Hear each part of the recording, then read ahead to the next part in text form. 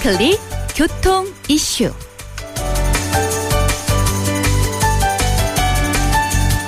한 주간의 교통 이슈를 짚어보는 위클리 교통 이슈 시간입니다. 자, 오늘도 김경배 교통 전문위원 전화 연결되어 있습니다. 안녕하세요. 네, 안녕하십니까? 네, 반갑습니다. 네. 자, 오늘은 어떤 소식 전해 주실 건가요? 네, 10년 사이에 20배가 늘어난 캠핑카 운전면허 제도가 전국적으로 시행이 됐고요. 네. 최근 5년간 여름 휴가철에 발생된 사고 특성을 분석한 도로교통공단이 원인별 사고 급증 요인들과 또 이에 대한 안전수칙을 발표를 했습니다. 그리고 하계 휴가철에 고속도로 사고는 겨울 빙판도로만큼 위험하다는 한국도로공사 사고 자료도 준비를 해봤습니다. 네, 오늘도 한 3가지 정도 소식을 전해 주실 거군요. 네. 자, 먼저 자동차와 함께하는 하계 휴가 대부분 오토 캠핑에 속하지만 요즘은 숙박용 트레일러 카도 많이 보이는 것 같아요. 네. 그 레저와 캠핑 문화가 활성화가 되는 이런 그 캠핑카 수 현재 한 몇 대 정도 될까요? 네, 말씀처럼 견인하는 차보다 오히려 큰 물체를 끌고 다니는 캠핑 전용카 등록 대수가 10년 동안 계속 증가되고 있는데요.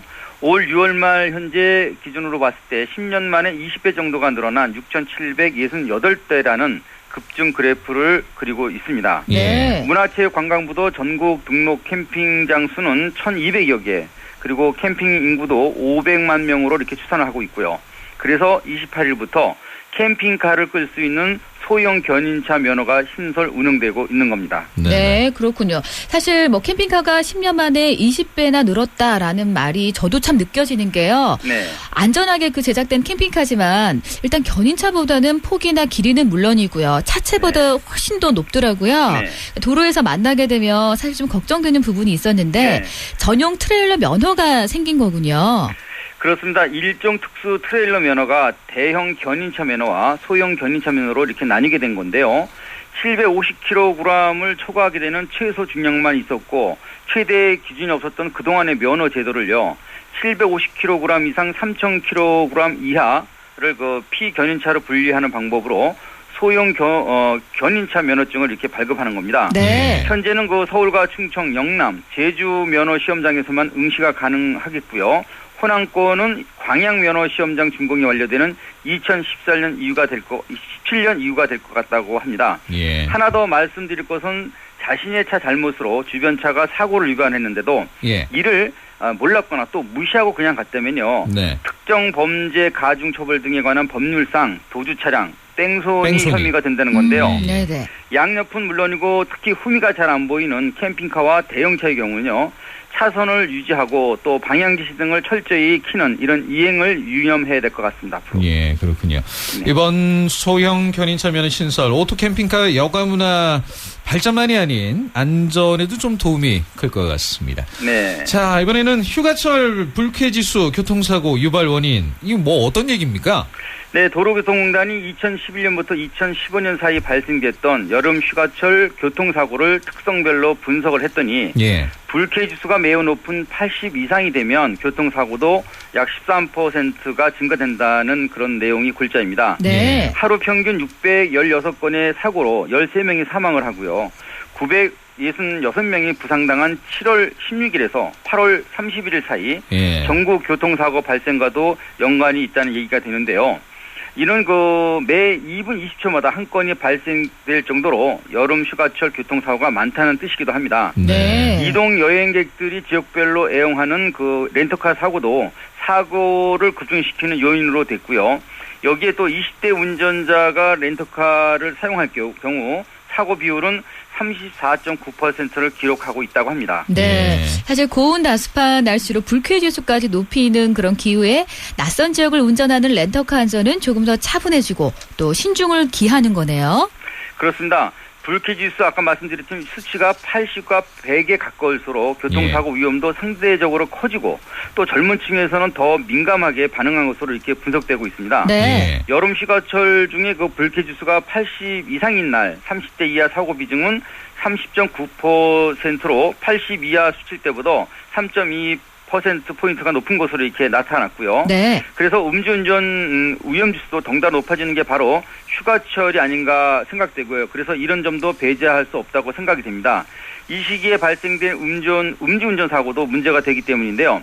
집중 발생 시간대는 밤 10시에서 12시 사이가 되겠지만요. 예. 낮 시간대도 평시보다 11.4%가 높은 것으로 나타났습니다.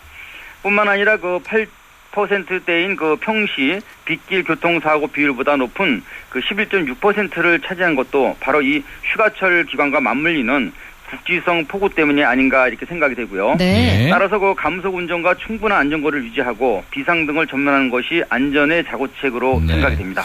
이 시야를 가리는 폭우 참 위험하죠. 수막 현상도 그렇고 고인물 때문에 사고가 나는 경우도 있기 때문에 조심을 해야 되겠는데 도로교통공단에서 배포한 휴가철 교통안전수칙에는 어떤 것들이 들어있나요? 네, 출발 전에 반드시 브레이크와 와이퍼, 전조등, 타이어 공기압 등 차량 상태를 점검 정비를 하고요. 비상 삼각대와 그 불꽃 신호기, 야광봉 등의 비상 물품을 챙기는 것도 중요합니다. 네. 그리고 목적지 운행 노선과 휴식지에 대한 운행 계획을 미리 수립하고 정보를 갖추는 운전 그 테크닉도 필요할 것 같고요. 네네. 특히 그 여행지의 기상 상태와 사고 위험 지역 또 극커브 같은 도로 특성을 미리 파악한다는 것은 상황에 따라서 큰 도움이 될 수 있다고 합니다. 예. 그리고 휴가지 부근에서는 보행자 안전을 위협하게 되는 불법 주차를 절대 해서는 안 될 뿐 아니라 차 사이에서 갑자기 나타나는 어린이를 비롯한 그 보행자와의 그 안전사고도 매우 주의할 필요가 있다고 합니다. 네. 사실 차에 가려져서 미처 대비 못한 사고 재책이 없습니다. 네. 주차는 꼭 지정된 안전한 장소에 해주시기 바랍니다. 네.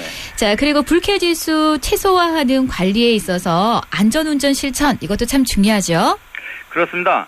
안전 수칙에 따르면요. 전날 과음을 했다면 오전 운전은 자제를 해야 합니다. 네. 그리고 대형 사고 유발 요인인 운전 중 스마트폰 조작 금지는 물론이고요.